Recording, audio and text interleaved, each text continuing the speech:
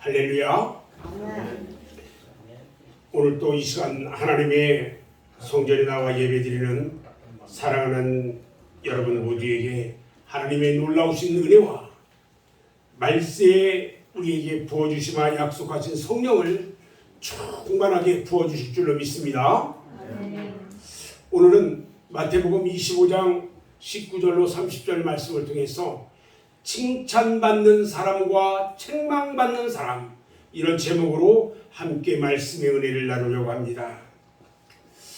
요즘 가을은 점점 깊어지고 있어요. 가을이 깊어진다는 것은 겨울이 다가오고 있다는 것을 우리에게 알려주는 것입니다. 그리고 서서히 금년 한 해도 마무리해야 할 때가 가까워오고 있습니다. 이처럼 세월의 무상함을 보면서 우리 그리스도인들은 무엇을 생각하고 무엇을 준비해야 할까요? 그것은요, 바로 영원한 영생에 들어갈 수 있는 준비를 해야 하는 것입니다. 저는 언젠가 시골 고향에 계시는 어르신들을 만났는데 자기가 죽으면 입고 갈 것이라고 수의를 비싼 돈을 들여서 사서 준비해 놓은 것을 보았습니다. 자손들도요, 미리 부모님을 위해서 수의를 준비해 놓으면 부모님들이 오래 산다는 그런 속설도 있어요. 여기에 수의 준비해 놓으신 분은 없겠지요. 도대체 사람의 몸값이 얼마나 되기에 적지 않은 돈을 들여서 수의를 장만하느냐. 죽으면 아무짝에도 쓸모없는 시체를 위해서는 많은 돈을 들여서 수의를 준비해 놓으면서도 장차 천국에 갈 때 우리가 입어야 할 세마포 예복은 왜 준비하지 않느냐는 겁니다. 주님께서는요, 주님의 잔치자리에 세마포 예복을 입지 않은 사람을 결박하여 내어 쫓으라고 말했습니다. 마태복음 22장 11절로 13절에 보면은요, 임금이 손님들을 보러 들어올세 거기서 예복을 입지 않은 한 사람을 보고 이르되 친구여 어찌하여 예복을 입지 않고 여기 들어왔느냐 하니 그가 아무 말도 못하거늘 임금이 사원들에게 말하되 그 손발을 묶어 바깥 어두운 데에 내 던지라 거기서 슬피 울며 이를 갈리라 말했습니다. 사랑하는 여러분, 이 가을 추수의 계절을 맞이해서 하나님 나라에 들어갈 믿음의 준비를 해야 합니다. 아멘. 준비하지 못한 사람은 미안하지만 천국에 들어갈 수가 없어요. 마태복음 25장의 열처녀 비유의 말씀을 보면 기름을 준비하지 못한 사람은 밤새도록 신랑을 기다렸지만 기름이 없다는 이유로, 등불이 꺼졌다는 이유로 잔치자리에 들어가지 못하고 어두움에 쫓겨나서 슬피 울며 이를 가는 처량한 신세가 되었습니다. 마태복음 25장 11절로 13절에요. 그 후에 남은 처녀들이 와서 이르되 주여 주여 우리에게 열어주소서. 대답하여 이르되 진실로 너희에게 이르노니 내가 너희를 알지 못하노라 하였느니라. 그런즉 깨어있으라. 너희는 그날과 그때를 알지 못하느니라 말씀합니다. 세월이요 참 빨라요. 오늘이 10월 셋째 주일인데 금년 2022년도가요 달력으로 2달밖에 남지 않았어요. 나머지 2달 동안에 우리들에게 무슨 일이 닥칠지 아무도 모릅니다. 2달 동안에 주님이 재림하실지도 모르고 내 수완이 다 돼서 하나님의 부름을 받을지도 몰라요. 우리들은 하나님 앞에서 정말 후회 없는 삶을 살아야 할 것입니다. 아멘. 미련한 5 처녀와 같이 기름을 준비하지 못했다가 쫓겨나는 사람이 되어서는 안 될 것이고 오늘 본문 말씀에서처럼 악하고 게으른 종이라고 책망과 저주를 받아서 바깥 어두움에 쫓겨나서 슬피 울며 이를 가는 그런 처지가 돼서도 안 될 것입니다. 아니면 마태복음 7장 23절에 있는 말씀처럼 주님의 심판대 앞에 섰을 때에 그때 내가 너희 그들에게 밝혀 말하되 내가 너희를 도무지 알지 못하니 불법을 행하는 자들아 내게서 떠나가라. 이런 주님의 주상 같은 책망을 받지 않아야 할 것이라는 겁니다. 오늘 본문 말씀은요, 예수님께서 교훈하신 달란트 비유의 말씀이에요. 이 말씀을 보면 주인으로부터 칭찬과 상급을 받은 종이 있는가 하면은 주인으로부터 책망을 받고 또 있는 것도 빼앗기고 어두움에 쫓겨나는 종도 있음을 우리는 볼 수가 있습니다. 주인께서 이 말씀을 우리에게 하신 목적은 세상에서 성도들이 얼마나 충성하고 헌신을 하느냐에 따라서 장차 주님의 심판대 앞에서 상을 받을 수도 있고 책망과 저주를 받을 수 있다는 것을 우리에게 말씀하고 있다는 것입니다. 세상 사람들은요, 책망하는 소리보다는 칭찬하는 소리를 좋아합니다. 오늘 우리 성도들을 살펴보면 장차 주님 재림하셨을 때에 하나님 앞에 가서 행한 대로, 내가 행한 대로 심판을 받을 때에 칭찬받는 사람과 책망받는 사람으로 분리된다는 것을 깨달아야 합니다. 우리는요, 주님의 심판대 앞에서 분리될 수밖에 없습니다. 내가 예수 잘 믿으니까 내 자식들, 내 형제들 다 천국 갈 거야? 아니요. 오직 하나님과 나 둘만의 관계예요. 우리 주님께서는요, 양과 염소를 분리하셨듯이 양은 오른편에 염소는 왼편으로 분리하신다고 그랬어요. 지금 우리가 살고 있는 이 세상에서는요, 곡식과 가라지가 함께 자라고 있지만 추수 때가 되면 반드시 가라지는 꺼지지 않는 지옥불에 던져 넣는다고 한 말씀을 이 시간 기억하고 깨달아야 합니다. 마태복음 13장 30절 말씀을 보면요, 둘 다 추수 때까지 함께 자라게 두라. 추수 때에 내가 추수꾼들에게 말하기를 가라지는 먼저 거두어 불사르게 단으로 묶고 곡식은 모아 내 곡간에 넣어라. 이렇게 말씀하셨어요. 구분됩니다. 여러분들은 양이 있는 오른편으로 가시겠습니까? 염소가 있는 왼편으로 가시겠습니까? 주님의 심판대 앞에서 여러분들은 어느 쪽으로 가실 것입니까? 오늘 본문 말씀을 보면서는 몇 가지 말씀을 나누려고 합니다. 오늘 칭찬받은 사람, 그 사람들은 어떤 사람일까?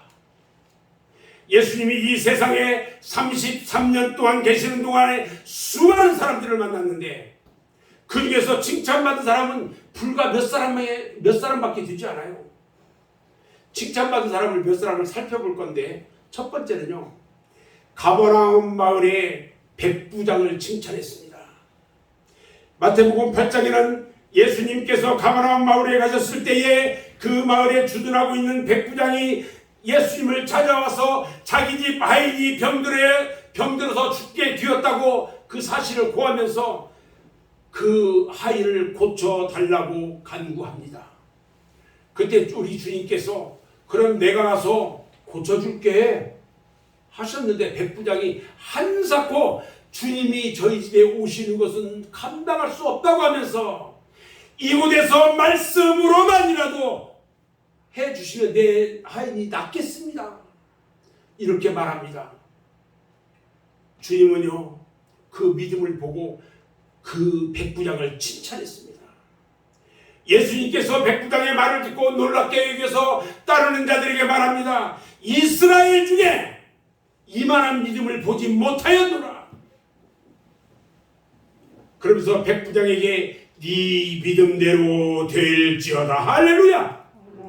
그 즉시로 하인의 병이 깨끗이 나았다고 했습니다. 또 칭찬받은 사람이 있습니다. 향유를 부어드린 마리아를 예수님이 칭찬했어요. 예수님께서 하루는 베다니 마을에 갔습니다. 베다니 나사로의 집에서 식사 약속을 하고 가셨는데 마리아가 지극히 비싼 향유 순전한 나드 한 거를 가져다가 예수님의 발에 붓고요, 자기 머리털로 그의 발을 씻어요. 향유 냄새가 집에 가득하였다고 했습니다. 향유는요, 그 당시에 아가씨들이 결혼 자금으로 준비해 놓는 결혼 준비 자금이에요. 그것을 예수님의 발에 붓고 머리털로 닦았어요. 그런데 이것들을 시기한 사람들이 왜 그 비싼 향유를 허비하고 낭비한다고 책망을 합니다. 그러자 예수님께서 아니야 하면서 그 마리아를 칭찬해요. 마가복음 14장 8절로 9절 말씀에 보면 이렇게 기록합니다. 그러니 힘을 다하여 내 몸에 향유를 부어 내 장례를 미리 준비하였느니라. 내가 진실로 너희에게 이르노니 온 천하 어디에서든지 복음이 전파되는 곳에서는 이 여자가 행한 일도 말하고 그를 기억할 것이라고 말씀하셨어요. 이 얼마나 복되고 감사한 축복의 말씀입니까? 물론 마리아가 예수님의 장사를 염두에 두고 한 일은 아닙니다. 그러나 이와 같이 축복으로 연결이 됐다는 거예요.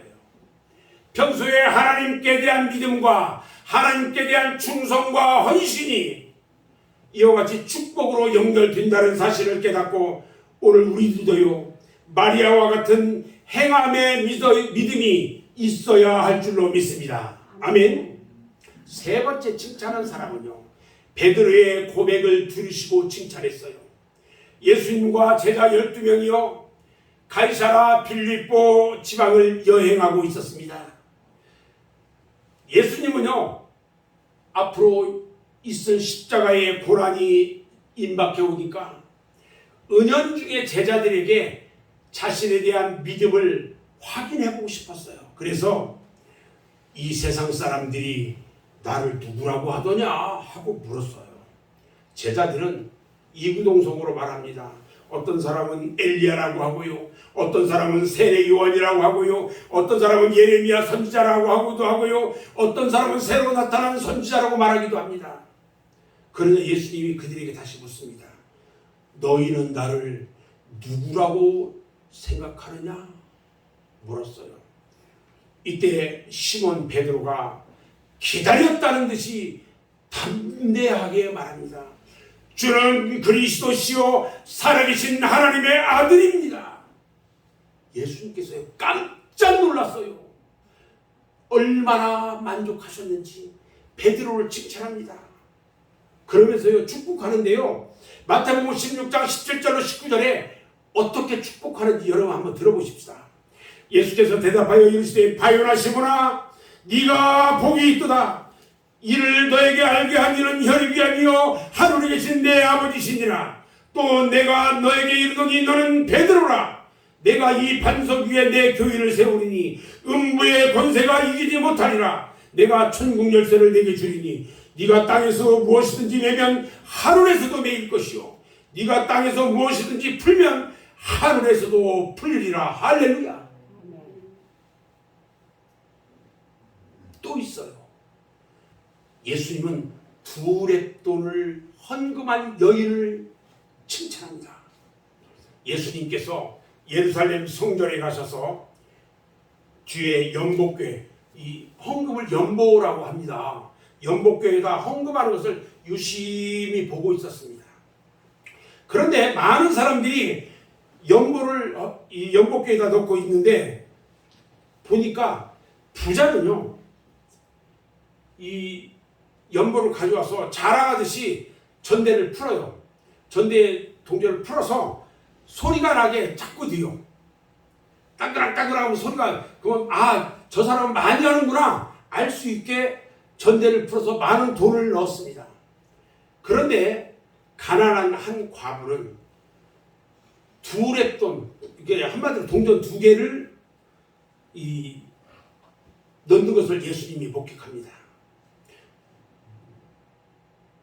누가복음 21장 2절로 4절을 보니까 뭐라고 하냐면, 이 가난한 과부가 다른 모든 사람보다 많이 넣었도다.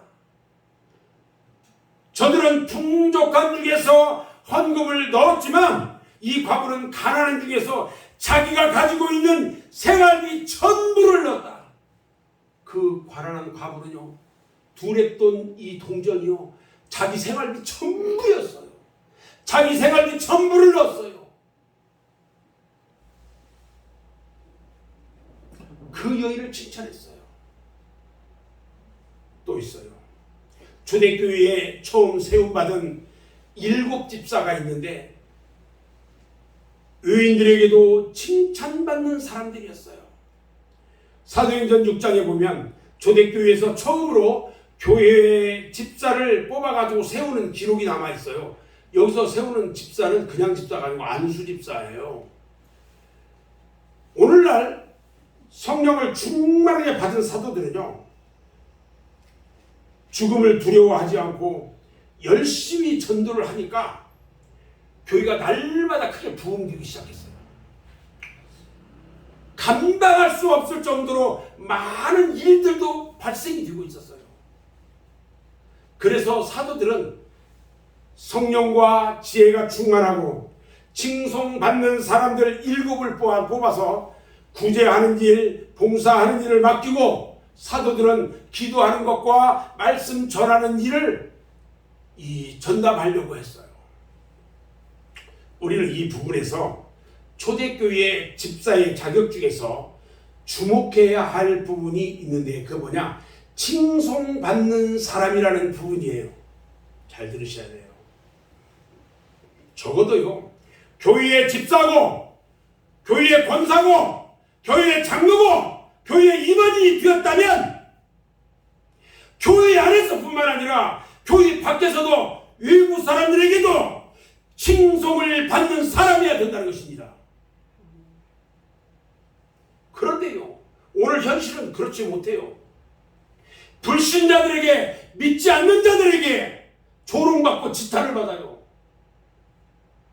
예수님께서요, 마태복음 5장 13절에서 말씀하시기를, 너희는 세상의 소금이니 소금이 만일 그 맛을 잃어버리면 무엇으로 짜게 할 거냐는 거예요. 후에는 아무 쓸데가 없어서 밖에 버려져서 사람들에게 밟힐 뿐이라고 말합니다. 우리 그리스도인들이요, 신자로서의 맛을 잃어버리면 결국 불신자에게 밟히고 말 뿐이라는 것입니다.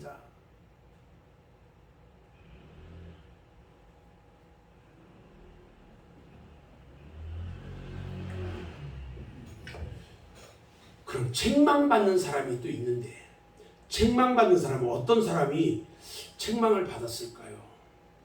예수님은 제자들이 믿음이 없을 때 책망했습니다. 예수님이 타신 배가 풍랑을 만났습니다. 광풍이 일어서 배가 금방이라도 침몰될 것과 같은 위기에 처했습니다. 배 안에 물이 가득 차기 시작합니다. 그런데 주님이요, 그 와중에서 배를 타고 가다 얼마나 피곤하셨는지 고문에서 잠들고 계셔요. 예수님의 12 제자들 중에는요, 갈릴리 바다에서 자란 사람이 여러 명 있어요. 그들은 갈릴리 바다의 내용도 잘 알고 있고요, 풍랑을 만났을 때 어떻게 해야 된다는 것도 잘 알고 있어요. 배를 젓는 기술도요, 누구 못지않게 월등합니다. 그런데 그들의 경험이나 기술이나 지식과 힘으로 이 풍랑을 이겨낼 수가 없었습니다. 12명의 지혜를 짜고 온 힘을 다했는데 헛수고했어요. 제자들이요, 불평과 원망 섞인 소리로 우리 주님을 깨웁니다. 선생님이여, 선생님이여, 우리가 지금 죽게 된 것이 보이지 않습니까? 왜 돌아오지 않습니까?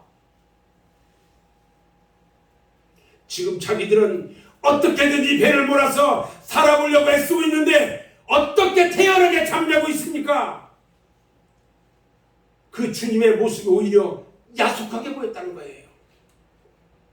제자들이요, 자신들의 믿음이 없는 것을 반성하기보다는 태어난 주님을 이상하게 생각했습니다. 깨우니까 깨어 일어난 주님이요, 말씀 한마디로 바람과 파도를 잔잔하게 합니다. 그리고 제자들에게 말합니다. 어찌하여 이렇게 무서워하느냐? 너희가 이다지도 믿음이 없더냐? 꾸짖었어요.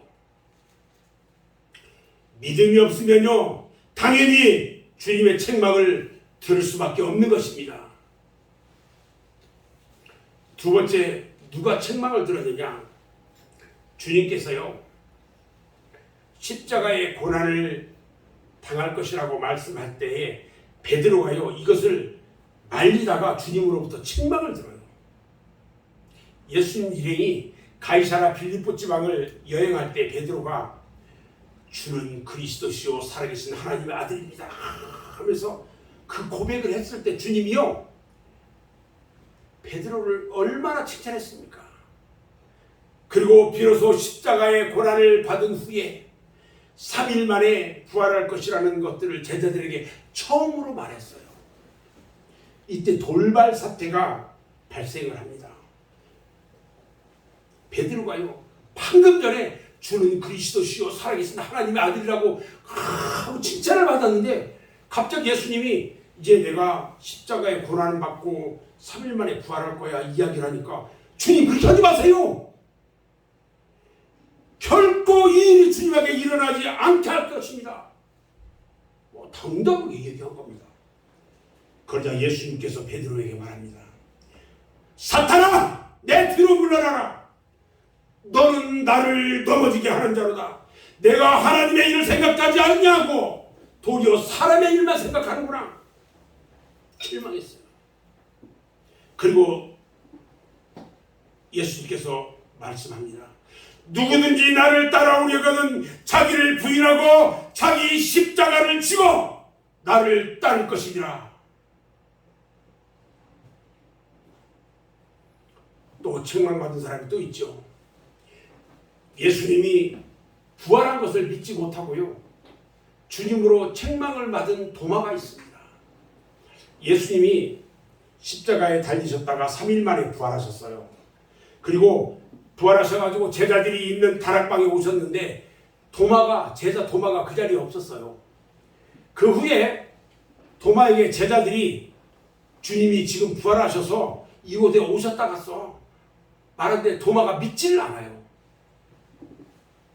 그리고 하는 말이, 내가 그 주님이 못 박혔던 손의 못자국을, 그 손가락을, 내 손가락을 그 못자국에 집어넣고 내 손을 창에 찔렸던 옆구리에 집어넣어보지 않고는 믿지 않겠어. 이렇게 말합니다. 그런데요, 8일이 지난 어느 날 다시 주님이 제자들에게 오셨는데 도마에게 말합니다. 네 손가락을 이리 내면서 내 손을 보고 여기 만져보고 내 옆구리 네 손 넣어봐.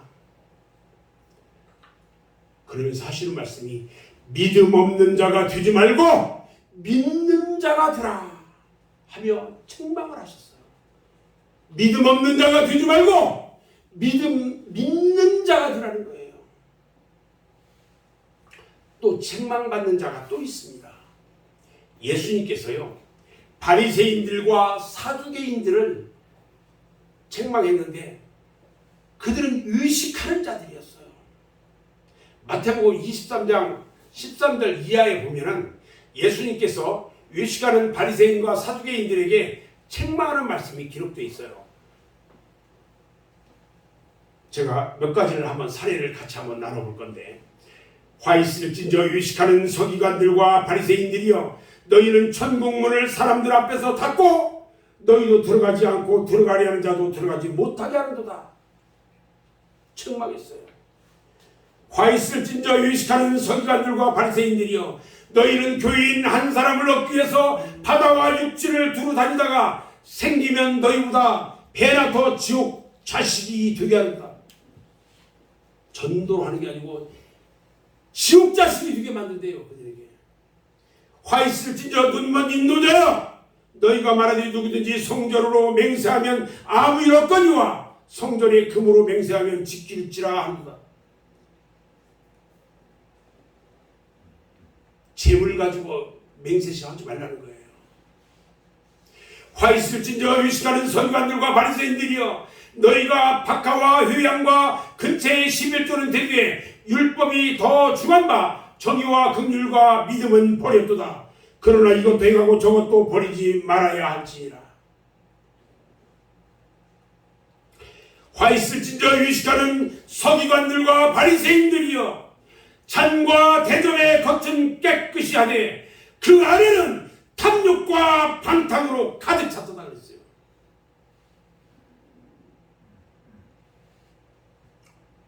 화 있을진저 의식하는 서기관들과 바리새인들이여, 휘칠한 무덤 같으니 겉으로는 아름답게 보이나 그 안에는 죽은 사람의 뼈와 모든 더러운 것이 가득하다.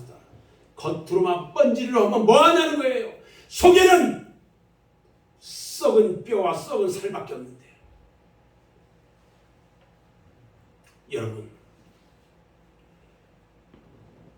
여러분들은 오늘날 어떻게 해야 주님의 칭찬을 받을 수 있을까요? 첫째는요, 열심히 일하는 사람이 칭찬을 받아요. 5달란트와 2달란트를 받은 종은요, 열심히 일했기 때문에 칭찬받았고요, 또 상까지 받았어요. 열심히 노력한 사람에게는 그만한 응부의 보상이 따르는 법입니다. 두 번째로 칭찬받는 방법은요, 충성하는 사람이 칭찬을 받아요. 오늘 본문 말씀에 5달란트 받았던 사람과 2달란트 받았던 사람은요, 주인에게 칭찬을 받았는데 바로 충성했기 때문에 칭찬을 받았어요. 그리고 그 주인이 말합니다. 잘하였도다. 착하고 충성된 종아, 네가 작은 일에 충성하였음에 내가 맡은 것을 네게 맡기리니 네 주인의 즐거움에 참여할지어다. 할렐루야. 우리의 신앙도요, 충성한 만큼 하나님 나라에서 상급이 있는 것입니다. 아멘. 하나님은요, 행한 대로 갚아주신다고 말씀하셨어요.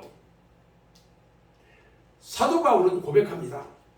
우리가 달려갈 길을 마쳤을 때에, 그러니까 내 수완이 다 끝났을 때에 주님께서 의의 면류관을 준비해 주신다고 하셨고요, 우리 주님은 생명의 면류관을 주시겠다고 약속하셨습니다. 아멘. 아멘. 여러분, 주님 앞에 갔을 때에 의의 면류관, 생명의 면류관을 다 받는 여러분들이 다 되시기를 주님의 이름으로 축원합니다. 아멘.